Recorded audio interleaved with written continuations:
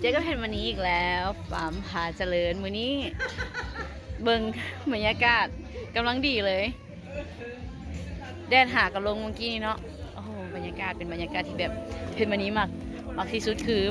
ต้นไม้ใหญ่เนาะอย่างลงไปบรรยากาศดีมีเต้นนอนวิวงาม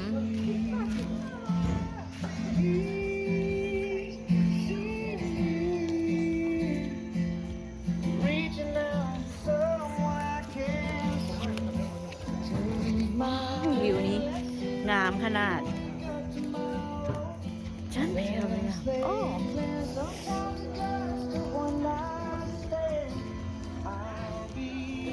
เป็นอย่างที่เคยได้ย่างอ้อมอันนี้เป็นกล่องไฟก็เลยได้ย่างอ้อมบรรยากาศดีตะเวนกำลังที่ตกสีโอ้โคตรงามเลย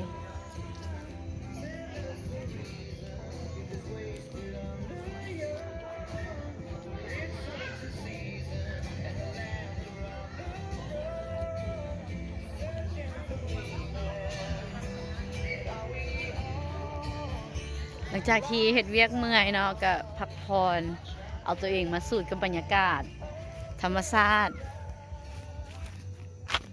ว้าวยอดเลยอันนั้นมีสวนครัวนำด้วยหั่นมีสวนครัวนำบรรยากาศแม่น้ำของ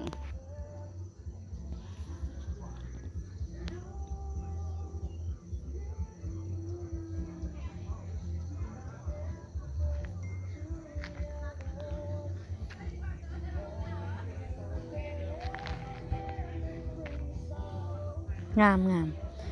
มากกันสุดๆเลยต้นไม้ใหญ่ต้นนี้เพราะวันนี้เป็นคนที่มักต้นไม้ใหญ่แต่ว่าถ้ามันถ้าเป็นต้นไม้ฟุ่มใหญ่กว่านี้อีกน้อยหนึ่งป้าทุกสุดยอดสุดใจเลย